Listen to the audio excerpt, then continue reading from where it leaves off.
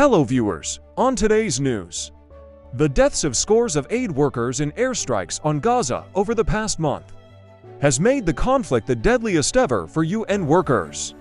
At least 88 people who worked for the UN's Agency for Palestinian Refugees, UNRWA, have been killed since the 7th of October. 47 of its buildings have been damaged, separately. At least 150 health workers have been killed in Gaza, 16 while on duty, and 18 emergency service workers for Gaza's civil defense. According to the UN, more than 100 health facilities have been damaged. UN agency leaders called on Sunday for an immediate ceasefire and humanitarian access to the territory. They called for both Israel and Hamas to respect international law.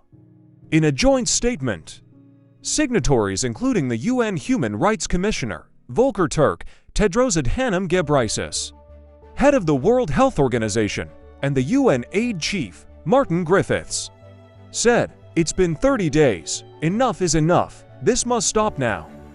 Civilians and the infrastructure they rely on, including hospitals, shelters, and schools, must be protected. More aid, food, water, medicine, and of course fuel, must enter Gaza safely, swiftly, and at the scale needed, and must reach people in need, especially women and children."